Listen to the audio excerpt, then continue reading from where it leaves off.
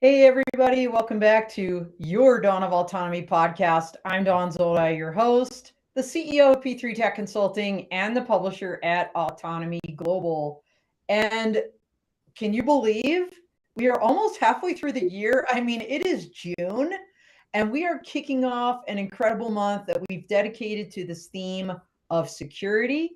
And our sponsor today is with us, Echodyne, and we've got two incredible guests to talk about this topic, what the company is doing in the space, and how it's going to impact the industry. So wonderful to have David Lewin and Curtis Walters both on the show today. It is great to have you both. So welcome, first of all. And second of all, I'm going to have you each just quickly introduce yourself. So let's go with Curtis first. Thank you, Don. Excited to be here. So my name is Curtis Walters. I'm VP of Federal and Commercial Sales at Echodyne. So I'm responsible for all of our business that is non-defense oriented. And I've been here about 3 years. So my background is software applications, primarily cybersecurity, about 7 years prior to joining Echodyne. And then now I've been here in the radar world, physical security, and specifically drone detection, which we're going to talk about today. Excellent. What an amazing background. Thank you for that. And then David, first of all, everybody, if you don't know David, you're obviously not on LinkedIn because this guy has taken over the airwaves. He's got a podcast called This Week in Drones, amongst other things. But David, tell them a little bit about yourself and what you do for Echodyne. Absolutely. Thank you, Don. Privileged to be here. I'm with Echodyne. I'm with the critical infrastructure side of the house. So we help with obviously radars for securing critical infrastructure, whether it's ports, airports, electric utilities, things like that. And then also on the flip side, we help with supporting beyond visual line of sight flights for law enforcement and others that are using drones for things like 911 dispatch, inspections, all sorts of other use cases there. So it's always fun to get in kind of out in the field more so, talking to clients and helping solve real world problems with the radar system. So love it. Well, when about this time last year, I was thinking ahead to, 2025, and I was like, all right, what are the themes of the month going to be? When I picked security for June, I honestly had no idea that there was a good chance the Part 108 Notice of Public Rulemaking may drop soon. And when you think about that, because David, you just mentioned beyond visual line of sight or BVLOS, nothing is more critical. All right, there's a lot of critical components, right? Command and control, navigation, all of this, but security is going to enable this industry. And so it's really, kind of fortuitous timing to have not only this month, but to have both of you on the show right now, because the rumor has it maybe in July, maybe even before the FAA Drone AAM Symposium at the end of the month, a 1,000-page NPRM on BVLOS may very well drop. And so I think this is going to set the stage for that as people read that document and kind of consider what their public comments may be.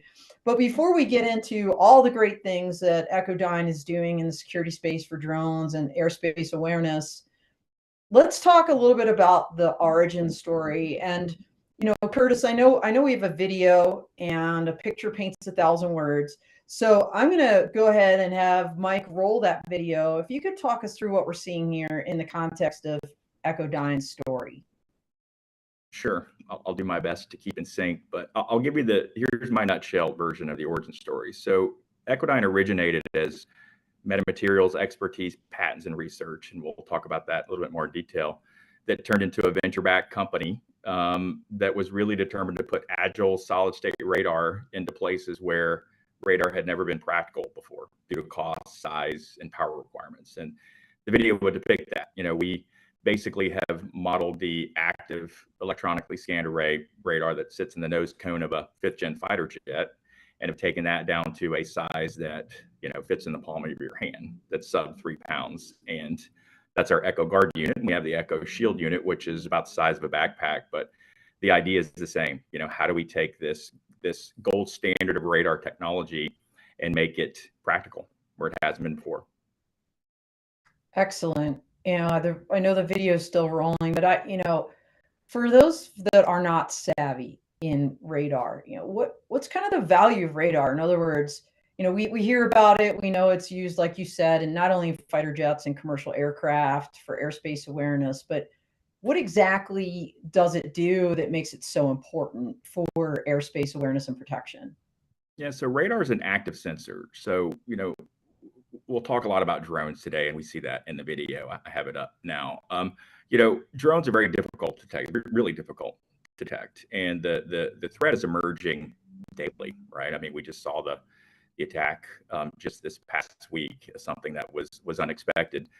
So what radar provides is sort of that fundamental sensor that provides an active view of everything that's in the airspace, whether it's a drone that's been built overnight, a new FPV that's been deployed, a swarm of FPVs that have been deployed that are moving faster than expected.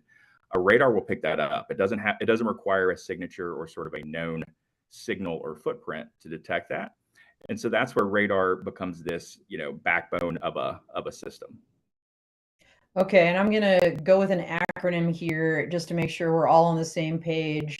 I know ESA is a big deal, electronically scanned array performance. Can you explain what that is? Sure. So, mechanically scanned array is a radar that spins. You might, sort of the old school. You'll see these depicted in the video that are spinning. Electronically scanned array is actually a beam-forming radar that's solid state, that's fixed, it doesn't move. And so beams are formed and scanning the environment as we saw in that video, constantly and at rapid pace, and it quickly identifies anything flying in that environment. One of the cool things about what we do is then we direct other beams towards that object so that we can better verify and confirm exactly what it is and what it's doing, and characterize the behavior of whatever is flying in the field of view. Okay, and over time, you all have collected a very impressive set of partners. I think we have an image kind of depicting some of these here. Well, there we go. So lots of different folks. I see public safety, I see federal agencies. Kind of give us that high level overview of your ideal customers and partners. Yep. Anyone innovative that's basically targeting this next gen problem that's occurring. So defense is obviously top of mind, and at the moment, just with all of the conflicts around the world, both domestically and international defense. Also, integrators that are looking at this problem differently, right? Drone detection as well as ground-based detection. So I don't want to leave that out. Border security is a very strong use case for us. Detecting ground-based targets simultaneously with air-based targets is something that we do really well. And so partners that are addressing those challenges, whether it's, again, on the border, if it's federal civilian agencies, if it's in defense, commercial entities, law enforcement, is huge for us.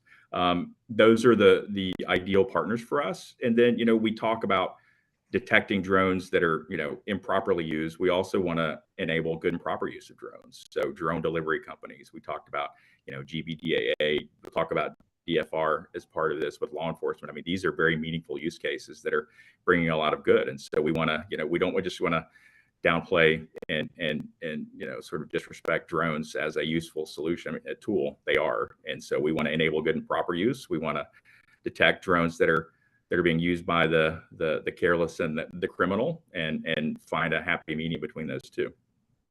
No, absolutely right. I mean, there's a yin and a yang. There's two sides of this coin when you think about security. And David, you're the one that mentioned, beyond visual line of sight initially. When you think about UAS traffic management or UTM, having some kind of an airspace awareness capability that's plugged in to that overall system is going to be really key. So tell me a little bit about what makes Echodyne's radars different in terms of integration and software capabilities, especially as we look towards BVLOS and UTM. Yeah, great point. I mean, obviously interoperability is a huge backbone to the UTM whole vision working. Really, the beginning of it is the foundation of it is having information that's actually usable, that's actionable, right? That is already vetted, that's accurate when you go to a UTM display and you want to start to correlate and say, hey, there's actually a target here. There's actually an airplane here in the way of my drone. I need to avoid that. That information needs to be reliable, it needs to be accurate, and needs to be like timely so that you can actually have the time for the DAA system to react and get out of the way of, of a manned system, right? And so with that said, because our system does target classification on the radar itself, we use AI and machine learning algorithms to be able to actually classify what is it out there in the airspace, what's going on. So it can differentiate between what might be considered noise, if it's like a flock of birds flying by, if it's a swarm of drones versus a helicopter or manned aircraft. The software under the hood is actually, again, using AI and ML to determine those differences and push that information real time into a UTM, interface, as opposed to sort of taking, kind of just taking tracks and then relying on the UTM system to actually determine what's going on. We're going to determine that on the radar, push it over, and then make that information immediately actionable. So I think that's really important as we move towards more even like automation when it comes to DAA. I know we still have to like have pilot in the loop and help, humans help make the decisions. But as things progressively move towards more automation, it's going to be that much more important that we can 100% rely on the data that our sensors are putting out. So I think for us, integration is about making sure that what we're pushing through is accurate. And so I think that's key.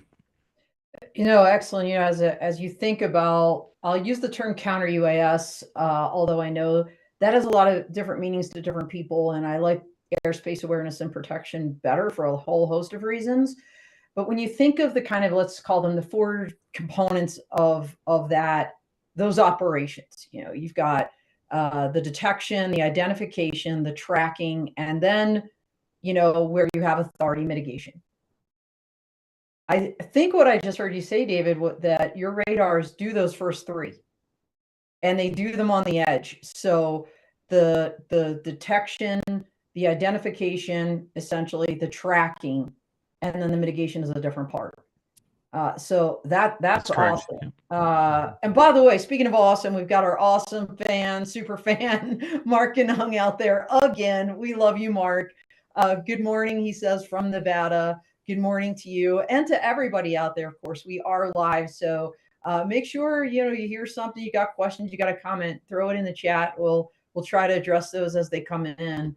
But that's really great to have that capability, because look, at the end of the day, the less an operator has to do on that back end and think about, the better, right? If your radar can say, I see it, I know what it is, and here's where it's going. That gives a lot of actionable intelligence to an operator to make some great decisions. So along those lines, Curtis, back over to you.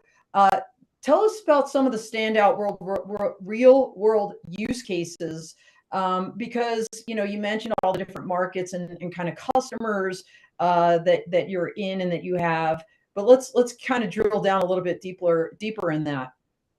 Sure. So counter UAS, as you had mentioned as well, drone detection. So we use a little bit different terminology to whether or not we can mitigate or not. So in critical infrastructure, which is a big bulk of the business that we do and David does, we talk about drone detection capabilities and then integrate with other solutions. So one that's top of mind is, counter UAS drone detection at correctional facilities, right? It's a massive problem that I wasn't aware of prior to joining Echodyne, but it's one that we see day in and day out. It's just, these are multinational funded. This just isn't the entrepreneurial criminal that's gotten out of prison that wants to drop some things to his friends they left behind. I mean, these are drug cartel backed, multinational funded operations that are wreaking havoc within the correctional facilities, dropping contraband weapons, et cetera. And so we've done tons of work and tests and deployments and just educating that market on our capabilities along with other sensors as we integrate with them to detect drones and help them identify those drops and grab those drops before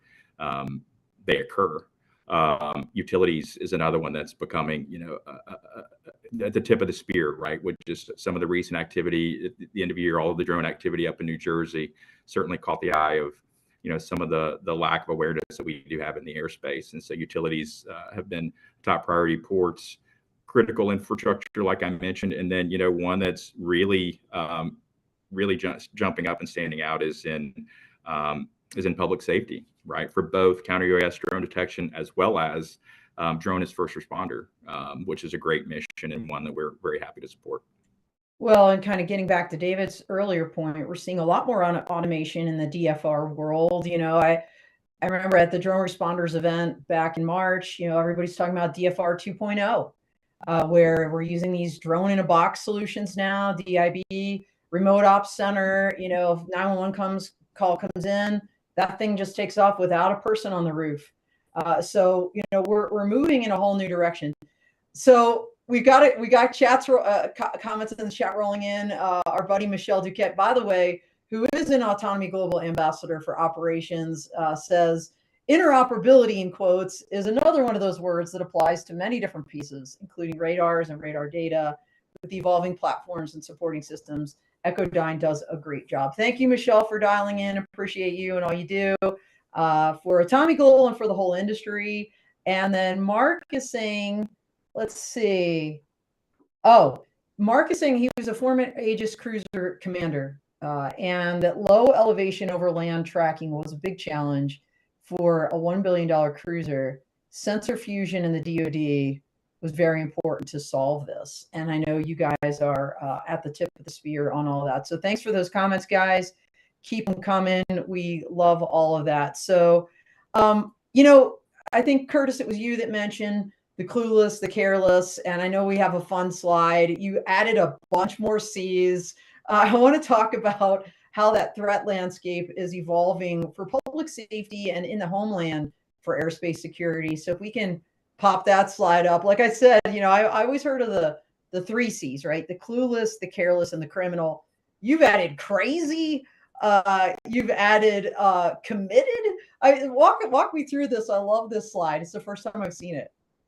Yeah, we'll walk through this, and I think we can do it in a way that relates to Mark's questions that are out there as far as sensor fusion and some other complementary sensors. We're definitely not the only answer in this world. I'll admit that. As the radar guy, I'd love to tell you, hey, just buy radar and that's it. But we mentioned we're fundamental, but we don't believe we're the only sensor that's out there. So yeah, I mean, this is your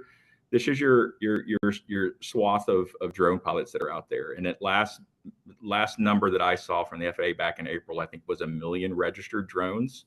I was on a panel a couple of weeks ago with someone from the DOJ that said that the estimate is there's only 40% of drones in use that have been purchased that are registered. So we're now over to 2.5 million drones that are out there. And so this is your mix. Not only that, Curtis, but I mean, the remote identification compliance numbers are abysmal from what I understand. Yeah. In terms of squawking, location identification, all those things that the air quotes electronic license plate in the sky, which was what remote ID was supposed to be, how that's going. I heard not very well. So keep going. I didn't mean to interrupt. I just wanted to interject that. Well, no, it's a good segue because those are your compliant flyers, right, that you see here.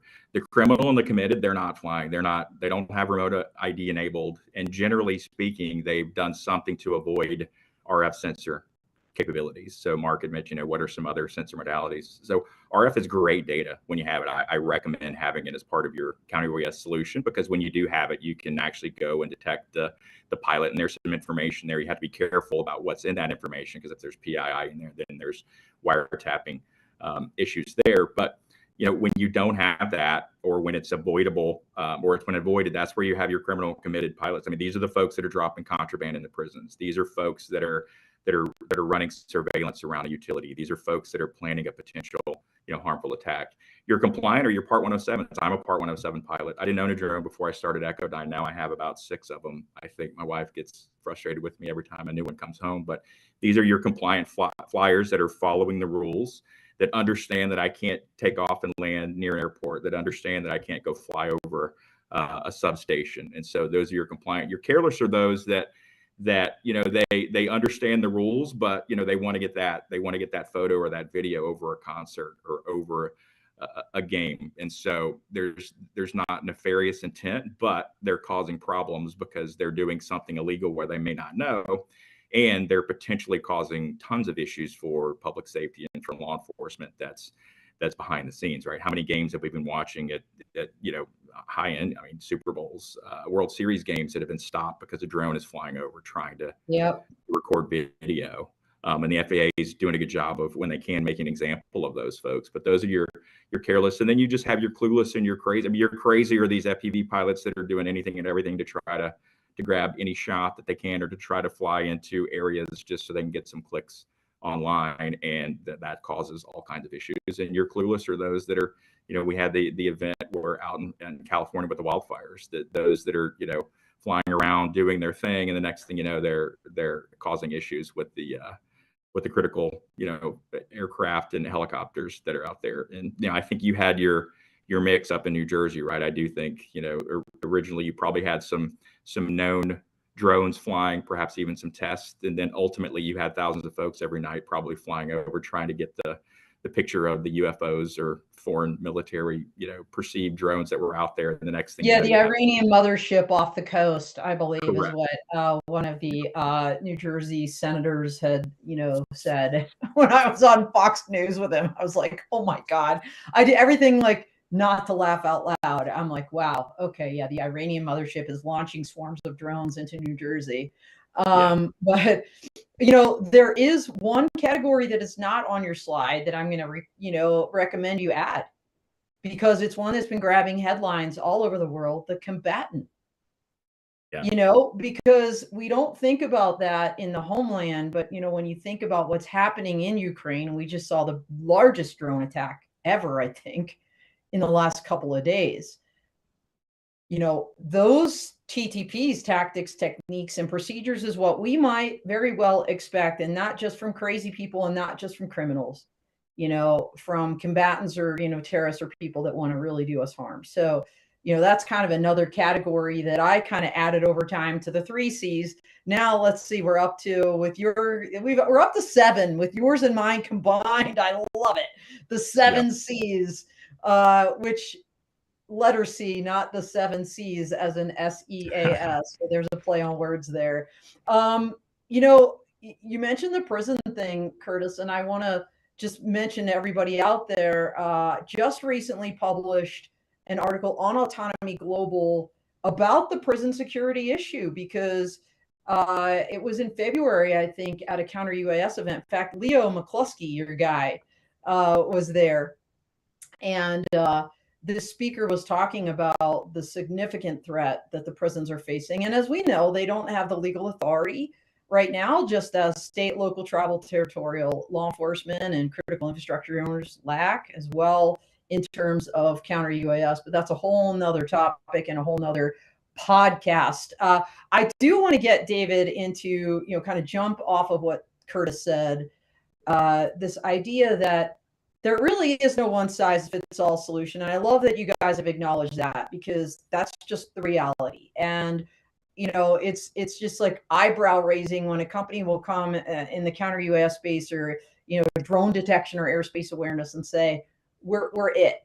It's like, well, kind of not. That's why, right, David, integration is so important, because it usually takes like an ecosystem, if you will, that you build for, and frankly, purpose build for a specific area or specific mission to make it all happen. So this kind of ties into Mark's question about sensor modalities that complement your technology. Keep that in mind as you answer this question. Why is a layered sensor stack now critical for protection, whether it's infrastructure, whether it's border, just talking perimeters in general?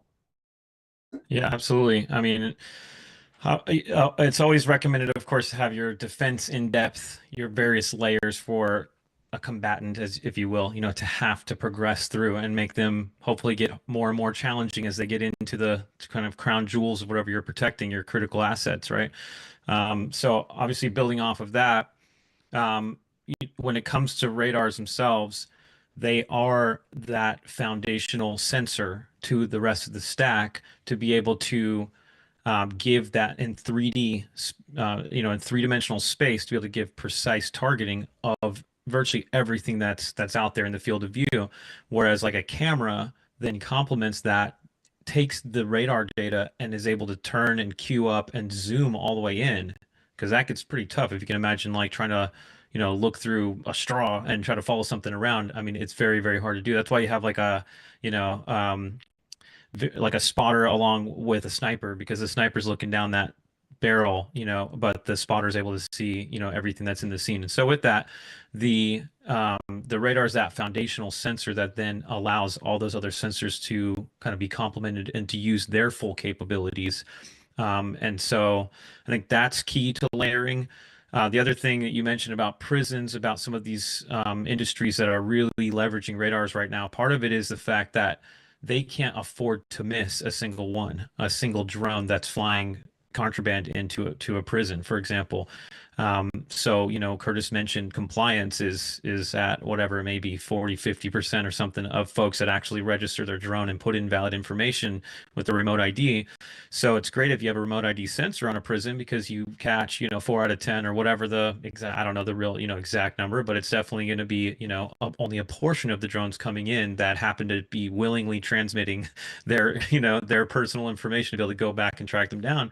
And these cartels and the folks that are behind in that example, delivering, drugs and weapons and all sorts of things to prisons, they don't want to willingly project and tell where they're located. And so they turn it off, Right. they get around it, they don't, comply. And so in that setting, they can't afford to miss a single one. It could be full of fentanyl and people can die. I mean, like, it happens all the time.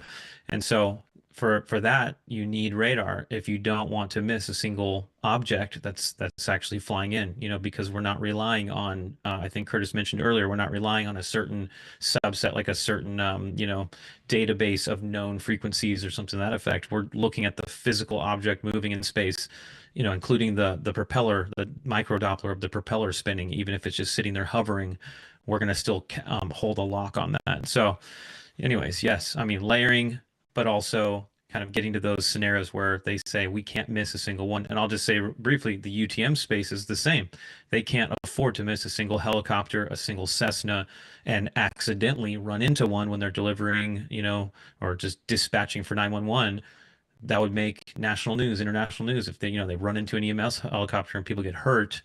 Again, radars become that foundational sensor as that catch-all. So Interesting. So, the kind of this integration, complementary technology, defense in depth stack that you kind of just mentioned, David. You mentioned a camera. So, you can slew onto the thing and then, no kidding, grab a picture or like a physical image of this really is what it is. And then, Curtis, you mentioned the RF, the passive RF scanning. And the value there also then is connecting, that drone to potentially where that pilot is located, which is also very key in terms of mitigation, which could be for law enforcement just walking up to the person saying, hey, what are you doing? Right. So really, really cool. Yeah, So and I do want to leave out, camera, thermal camera, right, is one you should consider, as well as some sort of video analytic. That way you have that dual verification. Folks want to know, all right, radar, you've detected a drone. It's of this size. Is it carrying contraband, right? The camera can help guide you there. And then a camera analytic as well, because one of the challenges with these systems is, false alarms. And so nobody wants to get false alarms all night because a flock of birds goes by, or something occurs in the field of view. And so having that dual, even triple verification with RF is ideal, because then it really limits the number of false alarms you have to respond and react to. yeah, and I saw on your very first slide, Curtis, you had Dedrone via Axon on there. And I think when most people think about counter drone, they do think about mitigation, not just, look, you see it, then what do you do about it? Yep. What I found really fascinating as an attorney myself is the drone stalker case that was briefed also at the Drone Responder Summit, where they were able to find this drone that had been harassing this poor family, single mom and her 2 kids on some remote farm in Virginia for months, harassing these people. Find the drone, slew a camera on it, as David mentioned, get video, pictures of it, take all of that information. By the way, everybody, on mitigation and Fourth Amendment, They went out and got a warrant, and then they grabbed the drone and cracked it. And that evidence and that evidentiary trail created by that system was so compelling, the person pled guilty. By the way, everybody, I think it's still like my #1 ever viewed, read article on Autonomy Global, how to catch a drone stalker. So if you haven't read it, go check it out. Abby Smith, former FAA #2 at the Integration Office, wrote that one. It's a great piece that talks about using counter drone technology, no kidding, for evidentiary value. And that's what you're talking about here too, Curtis, when you're talking about, like triple verification, if you will, before you do something. So let's talk about accuracy, because you raised this, and I want to appreciate how angular accuracy is more vital than range when detecting drones. Can you walk me through that? Sure. Do we have the image up? There you go. Perfect. There we go. Lots of times this is just a number that's on a spec sheet. And if you're looking at a bunch of different sensor solutions and you see a number, you may not recognize the difference. And so what we wanted to depict here is, and something that we run into often when we work with our counter-UAS solution providers, is that they might have a sensor or radar that's less accurate. And what happens is, as depicted in this, at range, so at a distance of 1.5 kilometers, if you have a degree of variance, so just a very small degree of variance on your sensor as to exactly where that drone is, in your field of view, you could be missing it by the size of a semi truck. And so what that becomes in real world is a camera that's just basically, just queuing all over the place, that can never find the target, because the target is constantly moving. And if you're basically you're always a semi truck behind it, then you're never going to catch up. And so one of the big differentiators, and one of the real things that we always focus on, and one of the things that in the future we're always going to attempt to get better on, is our angular accuracy, because there's accuracy in the counter-UAS systems of queuing a camera. Imagine how accurate you have to be to queue a weapon system to a drone in defense world, right? Which we're also doing. And so accuracy is a big deal for us, and it's something that we're measured on and we perform very well with. Excellent. And not just defense, of course, all of these missions. And I want to kind of go back to that public safety one, because when you think about the homeland, you think about homeland security, what happens on a daily basis across those 7 C's that we talked about earlier.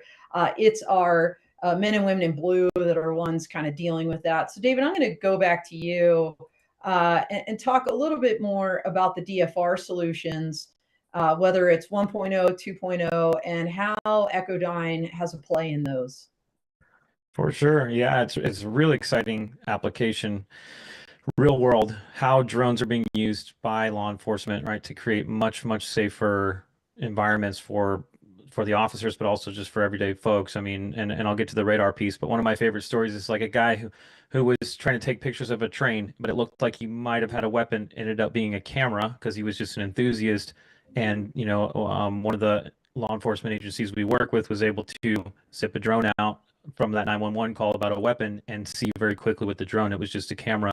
Then they were able to, operate much differently when they approached that person and talk to them, right? And it just created a much safer environment for that person, because they were there just to, be an enthusiast, just to have fun. So, absolutely. In order to support missions like that, radar creates, I think you said it earlier, that airspace awareness, that complete picture of what is in the airspace, so that 911 drone that I just mentioned, that's zipping out there to see what's going on, is able to avoid running into the occasional like EMS, helicopter that's launching off of a hospital rooftop, for example. And, I've got a buddy who's actually a pilot, helicopter pilot, and he flies between OBX down in the Outer Banks, up to like Norfolk General Hospital, back and forth. And he sees this issue all the time with drones, being in the airspace. He's got to visually see them and try to avoid them, and it gets pretty sketchy. And so the radar systems, they'll put them in place and then be able to see, the manned aircraft, and then also to a certain range, they'll see the drone as well. And then they can deconflict those two and say, stand down, move out of the way, hold on for a second, let this one pass, keep going. So it really supports that mission. I mean, shout out to Charles Warner and drone responders and all those folks that have pushed super hard to get those waivers, those certificate of waiver programs and all that, so that law enforcement agencies can be able to fly higher and further out beyond visual line of sight. Even though they can fly up to, that 200-foot level now, they're still obstructions out there when you're flying miles out that really, really hard to avoid, that are still 200 feet tall if it's like a building or, a large crane or a tree line or whatever the case. And so the radars, again, help to be able to allow the drone to fly higher, be able to fly even higher than 200 feet, up to like 400, and completely avoid all those obstructions so that those missions can continue. They can just zip these drones out whenever they need, whenever there's a 911 call. So. No, excellent. Not only kudos to Charles and the whole drone responders team, Chris Todd and crew, but also the FAA, right? I mean, the FAA gets a lot of flack for not moving fast enough for the drone industry, but when it comes to public safety, they've leaned way forward. We just had the mass gathering, rules that were kind of published in terms of allowing more flexibility for public safety. So let's talk a little bit about threats to public campuses and how Echodyne's radar can help with that. Yeah, absolutely. I mean, and I don't know, Curtis, if you wanted to make comments on this as well, but regarding, this is the Maryland Stadium Authority, and it's back to what Curtis was talking about with layered sensors, where, this was one of these situations where RF detection or remote ID sensors, they're useful, they're helpful, but they ultimately are ineffective in seeing everything that's out there, including, those who are criminal or combatant who are there for a specific reason to do harm, or to maybe film something to come back and do something later. And so, that's just kind of a real world story that's highlighting that, and the fact that radars are a really helpful, needed part of that layered system. Well, going back to this whole idea of layers and the integration and complementary technologies, the reality is most people that are doing airspace awareness are using a cluster of different technologies all integrated together. So when you think about a mass gathering and you think about, let's just say, First Amendment in a news agency, the operational reality is that, if that agency is registered, if they got, for example, an acceptance to a TFR, then your system combined with others would help avoid any weird confrontations with the media, that have potentially a right to be there, if they in fact do. So great on you for doing all this. So let's talk a little bit about some of the differentiation in terms of your technologies in public safety and other missions. I know I know enough to be dangerous, guys. Something about you said AI, ML. Everybody's talking about AI. Yours is a cognitive medium range radar. Tell me more. Pulse Doppler, 4D tracking. Like, tell me all the cool stuff that's on here that people should care about. So I think back to metamaterials, one of the biggest differentiators is our ability to put more antenna elements onto a radar panel than our competition, often exponentially more. And I often use the metaphor of a high definition television screen versus a black and white old tube television. When I first came on board, I was asking one of our co-founders, I'm like, give me a simple story that I can tell to a non-radar person to really differentiate how we operate. And I'm like, is it the difference between a DVD and an HD screen? He goes, no, it's actually, in some cases, it's the difference between a high definition 4K TV and 2 black and white pixels. So I mean, it can be that different. It's not always the case, but so that's number one. Just more antenna elements means that better accuracy, so I can basically describe and define exactly in the airspace where an object is, versus, hey, I have 2 transmit and receive elements, so it's somewhere in this blob over here versus this blob over here, like so a semi truck distance away potentially. Exactly. Yeah. So the cognitive capability, so software defined. So one of the nice things is we can continuously upgrade these algorithms and update the algorithms. And so we're out in some of the first line defense of these major conflicts today. And so the specs that we're trying to meet are just the absolute current state of these combatants. And I like the combatants. I'm definitely going to add that to the slide, because that's tip of the spear. And so that is all being software, that's all being developed and built back into our system. So all of our radar systems are now meeting that spec. So I can form, up to 2,500 different beam elements, across that radar panel out into that airspace. And then I can actually direct beams towards a target once I identify that there is a target flying. And I can also simultaneously search while tracking. So if there's a truck on the ground at the border and there's a drone flying over, I can track both, and I can dedicate and direct beams of potentially different wavelengths. So that's where on the Echo Shield with the pulse Doppler and we talk about the waveform adaptability. Radar is very, it does succumb to the environment quite a bit. So if I'm in a substation and there's a bunch of metal, or if I'm at a border where there's a wall, there's a tree line, there's something, and so my ability to, from a software perspective, dedicate different wavelengths to that scene so that I can better define what that environment looks like, I become much more accurate in that environment versus a system that has fewer antenna elements, maybe a little less sophistication on the software side of things, and it becomes a little bit more of a guessing game where AI is required to sort of layer on top of that. We don't really mention AI, from a marketing perspective, it does get brought up a bit, but it's just smart algorithms based on the current state of what's going on in the world and the things that we're seeing that we bring back into the system. Well, you raise great issues about, whether it's a tree line or a fence or something out there. I mean, look, the reality is a lot of these operations David had mentioned on the commercial side, whether it's beyond visual line of sight, whether it's DFR, they're happening in urban environments, and I know a lot of sensors, let's just say, weather sensors as an example, always talking to Don Bershoff at True Weather. There's challenges in an urban environment, urban canyons that are created, high building, reflective buildings. So why is, this kind of multi-band, I think is, maybe I'm saying it correctly or not, you can correct me if I'm wrong. Why is this so critical in semi-urban and urban settings as well? Yeah.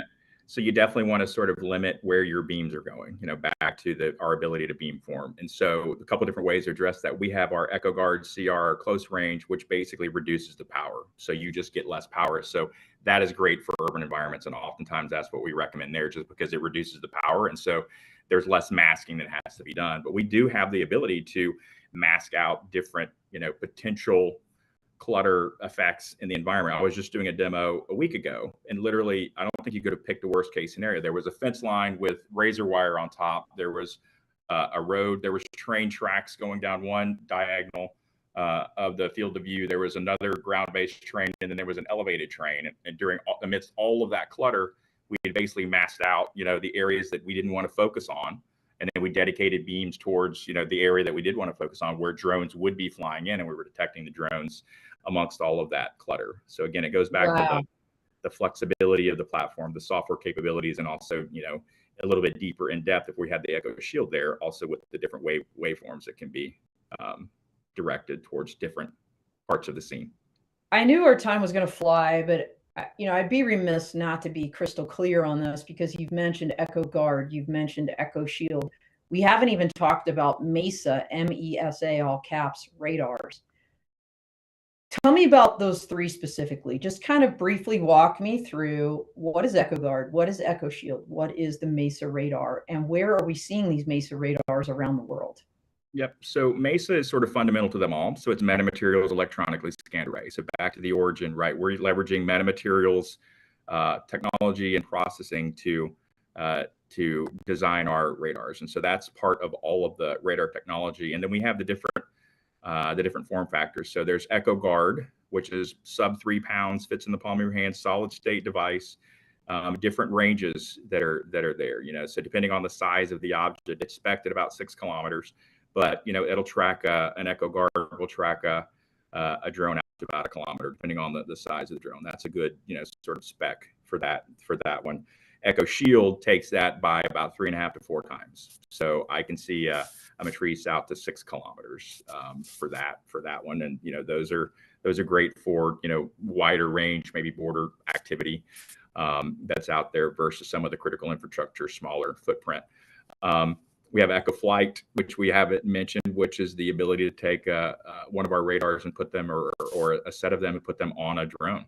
And so you can do detect and avoid with radar, lightweight radar that fits onto a drone. And so imagine the potential use cases there, again, with drone delivery, air taxis as they come down the road. And so back to that original origin statement, we really want to take this gold standard of radar, the ESA, with our metamaterials, focus, the MESA piece, and then apply that in, as many use cases that make sense. And the ones that have popped up that are top of mind are the ones that we've discussed today. Perfect. And that's a great segue to talk a little bit about the future as we kind of get real close to the end of the show here. David, back over to you. We heard about air taxis. We got the SVAR on powered lift back in November. We're hearing that some of these eVTOL companies may be even certified by the FAA by the end of this year. People are talking about flights at the Olympics, etc. We're seeing more and more drone usage over time. We talked about DFR 2.0. How is Echodyne preparing for the future of airspace, not just the threats, but the positive and societally good use cases that we just talked about? Yeah, for sure. And I mean, in reality, it's both sides of the coin that we're seeing For sure. at play, because you have the Golden Dome, and advanced air mobility, airspace awareness across the board. Or you talk to, shout out to DJ Smith, Virginia State Police, always love his comments, but he also talks heavily about how like counter UAS is the foundation. Knowing who's who and who's supposed to be there, who's not, is the foundation for advanced air mobility and be able to just fly, more freely in the airspace and together. So I think it's honestly both. Even the projects that we were working on that were strictly for drone as first responder in certain cities have now shifted and become, yeah, actually we want those radars to also see drones and detect and give us an alert for counter UAS. And the flip side is true. A lot of the counter UAS projects, they're saying, oh, well, you can see manned aircraft out to this range as well. Like, can we use that for multi-mission and actually use it to support our drone flights? And so it's actually kind of cool. It's exciting to see that shift in the market where the two worlds are converging. You also see that with the software platforms themselves, the UTMs of the world.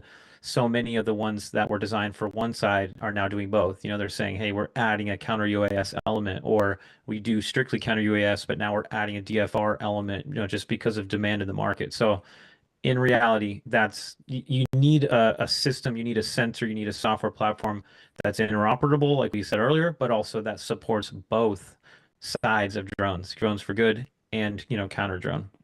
I always call it the yin and yang, right? You really need kind of the whole thing to make the industry, no pun intended, fly.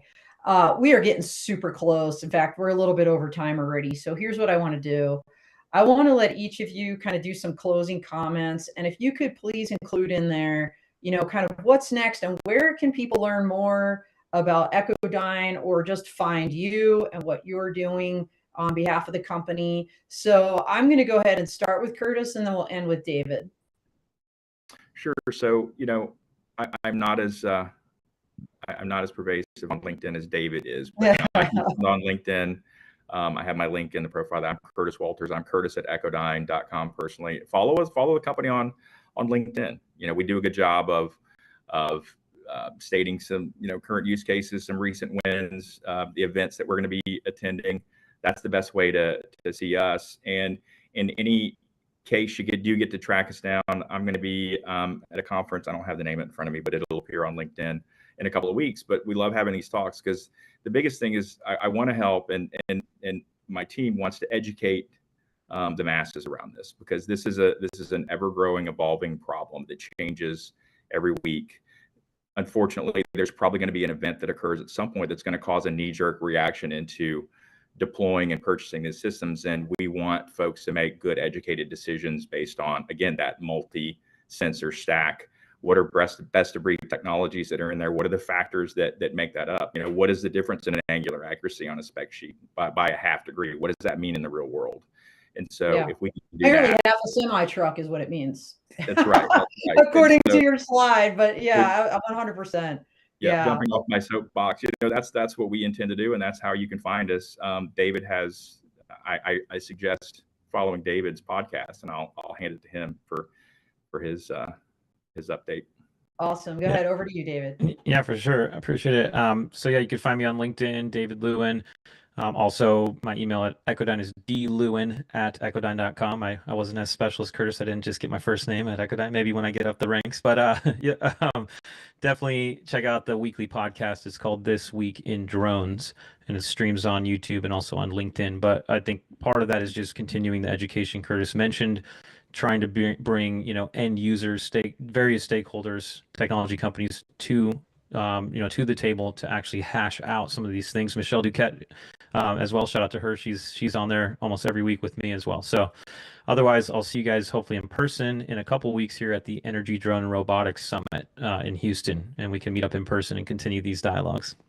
I will absolutely be there. I didn't know you were going to, David, so I look forward to seeing you. And Michelle was chirping, she's got a Words Matter column, a regular series on Autonomy Global, and she's saying, hey, you just kind of created a new term or a new meaning for dual use, right? Most people think dual use is military and commercial, this kind of yin yang use of counter drone and kind of pro industry UTM BVLOS support. So really, really cool. Thanks, Michelle. Thanks everybody out there for watching.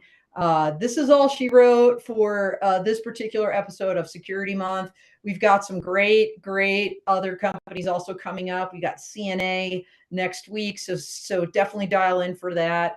And speaking of BVLOS and UTM, our first Law Tech Connect online will stream next Tuesday at 10 a.m. At 9 a.m. Mountain Time, 11 a.m. Eastern. So check that out. FAA, Zipline. I mean, what a crew we had for that. So that's all she wrote for today. We are out here.